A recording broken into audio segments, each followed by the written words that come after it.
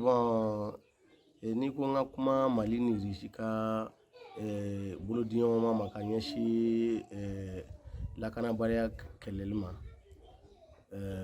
Bon ne hakilinata ye mun ye depuis que a ko kɛra an minnu bɛ yan kɔni an tɛ ka a santi kosɛbɛ tiɲɛ ka fisa la.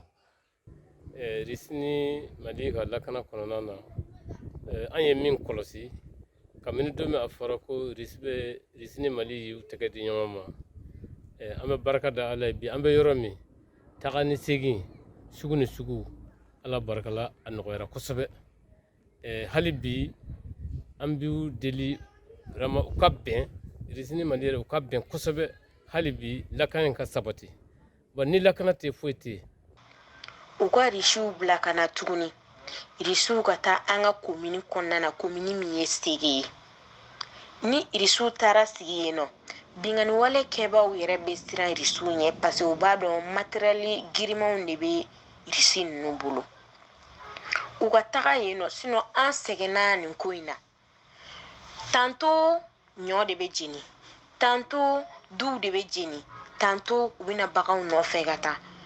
Ou bien tantôt u bɛna u bɛ adamadenw ne bɔnɛ u ni na.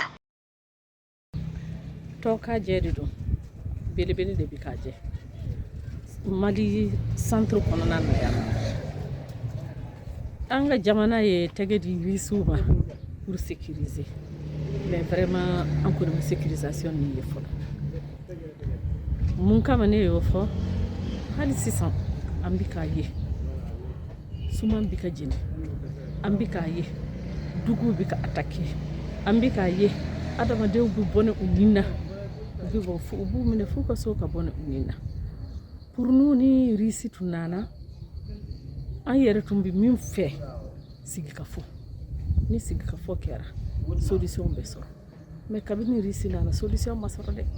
An y'an ŋaniya ka lakana tigilamaw ka hakilinaw sɔrɔ nin ko in kan nka an ma se ka jaabi janjan sɔrɔ ka bɔ lakana tigilamaw yɔrɔ. Tidiane Ouedraogo Ba VOA Bambara tɔgɔ la ka bɔ Bandiagara marabolo kɔnɔna na.